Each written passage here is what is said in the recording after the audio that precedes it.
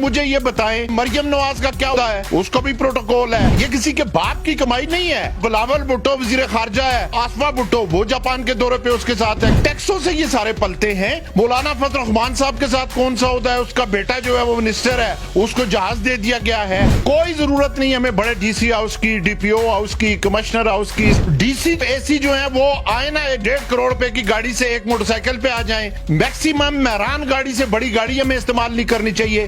कोई गनर इनको इस्तेमाल नहीं करनी चाहिए ताकि कौम को रिलीफ मिले। 3 अरब डॉलर के मारे हमारे हुक्मरान भीख मांग रहे हैं। इंडिया 17 अरब डॉलर से अपना सियारा चांद पे भेज रहा है। वो किधर जा रहे हैं और हम किधर जा रहे हैं? अभी पिछले दिनों शहबाज शरीफ साहब ने गली तशरीफ लाए, 3 दिन लोगों का कारोबार बंद रहा है। कहते हैं जी मियां साहब ने मोटरवे बनाए। वो कैसे मोटरवे बनाए? वही मोटरवे आज बेचने पड़ रहे हैं। क्यों? स्टेट लाइफ को भी प्राइवेट कर रहे हैं, PIA को भी कर रहे हैं, सुई नैदरन गैस को भी कर रहे हैं। तो जब ये प्राइवेट होंगे इसका असर डायरेक्टली अवाम पे पड़ेगा। आने वाले निगरान दौर में IMF अब अपना वज़ीर आज़म लाएगी। ये पूरे मुल्क का सौदा इन्होंने कर लिया है। खुदा के लिए लोगों जागो। औज़ु बिल्लाहि मिनश शैतानिर रजीम, बिस्मिल्लाहिर रहमानिर रहीम। नाज़रीन, आज की गुफ्तगू कि हमारी मुल्क की मईशत कैसे दुरुस्त हो सकती है और IMF के जो कर्जे हम लेते हैं इसका बोझ किस पे पड़ता है, इस 2 मौज़ूआत पे होगी। सबसे पहले तो मैं ये बताता चलूं कि IMF के जितने भी कर्जे हम लेते हैं, हमारे मुल्क के हुक्मरान लेते हैं, तो ये रियासत पाकिस्तान पे कर्जे चढ़ते हैं और इसका डायरेक्टली बोझ आम आवाम पे पड़ता है। माफिया है पाकिस्तान का, उसके ऊपर इसका असर कोई भी नहीं पड़ता। बिजली के बिलों में आप देख लें, उसमें टैक्स नहीं आ जाएंगे। गैस के बिलों में पहले ही हम बेताशा जनरल सेल्स टैक्स और फिक्स टैक्स और फिर एक और फिक्स टैक्स और इसी तरह TV टैक्स, पता नहीं कौन कौन से टैक्स ये लगा के भेज देते हैं। 1000 रुपए का बंदे का बिल होता है, 2000 रुपए के टैक्स लग जाते हैं। फिर दुनिया के किसी मुल्क में भी ऐसा नहीं होता है कि जितनी आप चीजें ज्यादा इस्तेमाल करते हैं, मिसाल के तौर पे बिजली या गैस आप ज्यादा इस्तेमाल करते हैं तो उसमें रिलीफ दिया जाता है। जबकि पाकिस्तान एक ऐसा मुल्क है कि जो जितनी जितनी यूनिट ऊपर लेके जाएगा उसके रेट जो है वो बढ़ जाते हैं। ऐसे मुल्की निजाम नहीं चल सकता।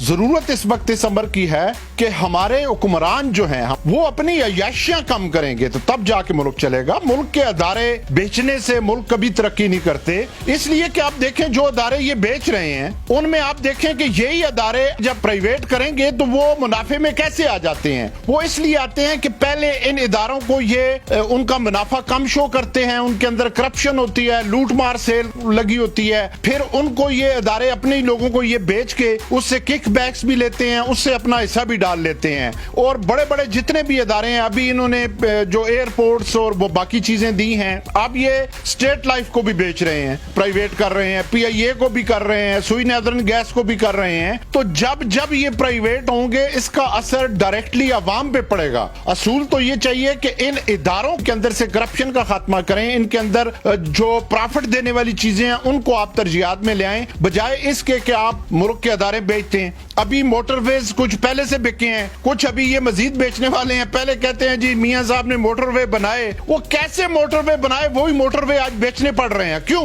वजह यह है कि उन मोटरवेज के अंदर करप्शन हुई है। आज अगर वो बिक रहे हैं तो इसका माल किसने लूटा है? इन्हीं लोगों ने लूटा है। पाकिस्तान का मैं समझता हूं कि अगर पाकिस्तान को हमने आगे लेके जाना है, दुनिया के जितने भी ममालिक हैं उनमें थिंक टैंक्स बने होते हैं जिनका तअल्लुक सियासत से या इंतखाबात से नहीं होता, बल्कि वो अपने मुल्क की माशी पॉलिसियां बनाते हैं और उन पॉलिसियों को कोई भी तब्दील नहीं कर सकता। मगर बदकिस्मती से पाकिस्तान में ऐसा नहीं होता। पाकिस्तान में जो भी सियासी जमात आती है वो पिछली दीवारें गिरा देती है और नई दीवारें फिर चढ़ना शुरू करती हैं। वो हमारी हिंदको की मिसाल है, तू मामा ढाई जा तू मामा लाई जा। ये इन्होंने इस मुल्क के अंदर जो है वो काम रखा हुआ है। इसमें अगर इस वक्त मैं समझता हूं कि हमारी अशराफिया, हमारे प्राइम मिनिस्टर, इनकी यशों में कमी की जाए। अगर अमेरिका का सदर व्हाइट हाउस में 10 मरले मकान में रह सकता है, इंग्लैंड का वज़ीर आज़म 2 फ्लैटों के कमरे में रह सकता है, जापान का रह सकता है, चाइना का रह सकता है, तो हम तो गरीब मुल्क हैं। ये क्या करते हैं कि अपनी अय्याशियां ये कम ही नहीं कर रहे और सारा बोझ अवाम पे। हमें किसी बड़े वज़ीर हाउस की जरूरत नहीं, यहाँ पे तो डीसी को आप जो है एक असिस्टेंट कमिश्नर या डिप्टी कमिश्नर उसकी मराहत को आप देख लें तो वो भी अगर खत्म हो जाए तो हम आगे जा सकते हैं। एक एसी टमाटर और प्याज का रेट चेक करने जाता है 2 करोड़ रुपए की गाड़ी में जाता है, 6 गनर उसके साथ होते हैं। अभी पिछले दिनों शहबाज शरीफ साहब ने गली तशरीफ लाए, उनके बाद उनके बेटे एक आए, दूसरे आए, 3 दिन लोगों का कारोबार बंद रहा है। तो इस वक्त मईशत को अगर हमने संभालना है तो हमारी आला जो लोग ओहदों पे ऊपर बैठे हुए हैं इनको सादगी इख्तियार करनी पड़ेगी। मैं समझता हूं कि ना तो इन कौमी असम्बली की जरूरत है ना सूबाई असम्बलियों की जरूरत है। ये क्या कर रहे हैं वहां पे?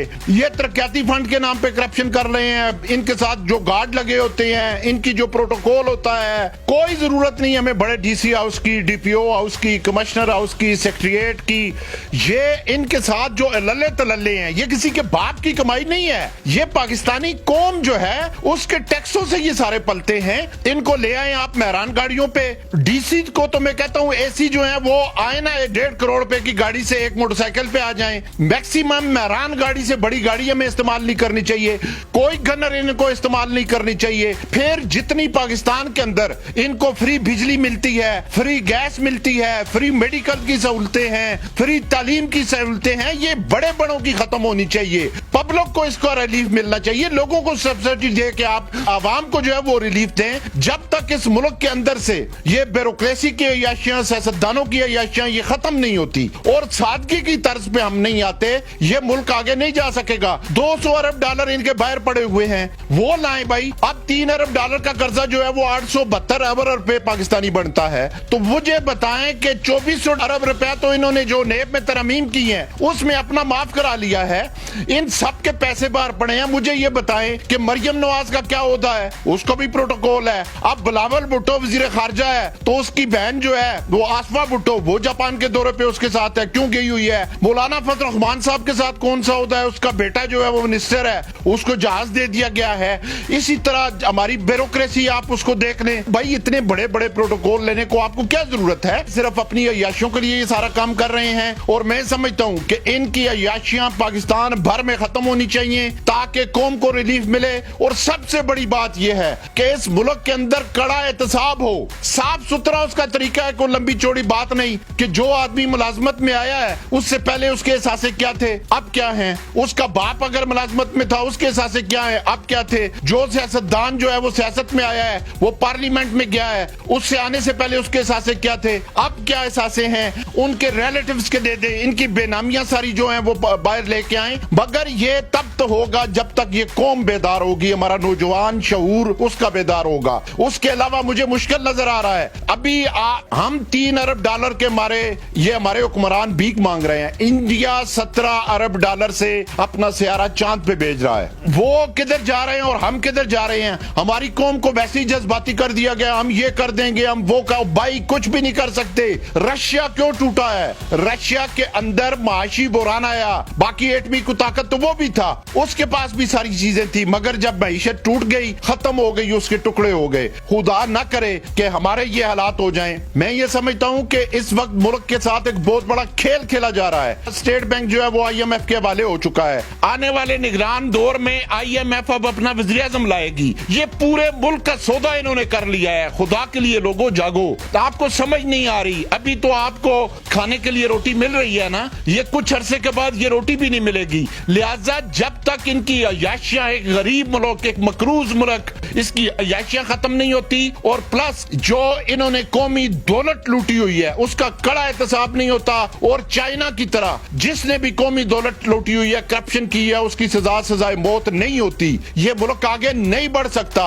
और इस माफिया के खिलाफ इस मुल्क के नौजवान को बाहर शऊर बेदार करके निकलना होगा। उसके लिए जरूरी नहीं है कि आप जैली बयानियों पे जाएं या जैली जो ये नारे देंगे आपको को उन पे जाएं, ये अब इसकी तैयारी कर रहे हैं। तो एक संजीदा कौम होने के नाते हमें ये सोचना होगा कि हमारा मुल्क आगे कैसे बढ़ेगा। इसके लिए बेहतरीन चीज इस वक्त यह है कि 3 चीजों पे मेरे कायद डॉक्टर तारुल काजी साहब के बेटे हुसैन मोइनुद्दीन जो के इकनॉमिक्स में PhD की है, उन्होंने कहा IT के ऊपर हमें तवज्जो देनी होगी, इसके अलावा हमें ज़राअत के ऊपर तवज्जो देनी होगी और मादनियात के ऊपर। आप देखें मादनियात सारी प्राइवेट लोगों के पास हैं। ये जितने ऊपर ये नई जमातें बन रहे हैं, नए लोग आ रहे हैं, ये मुल्क का कीमती असासे तो इन्होंने अपने कब्जे में लिए हुए हैं। तो जब तक हम इसकी तरफ नहीं बढ़ेंगे हमारे मुल्क के हालात दुरुस्त नहीं हो सकेंगे और इसके लिए हमें अपनी आवाज जो है वो हर सूरत में बुलंद करनी पड़ेगी। पाकिस्तान जिंदाबाद।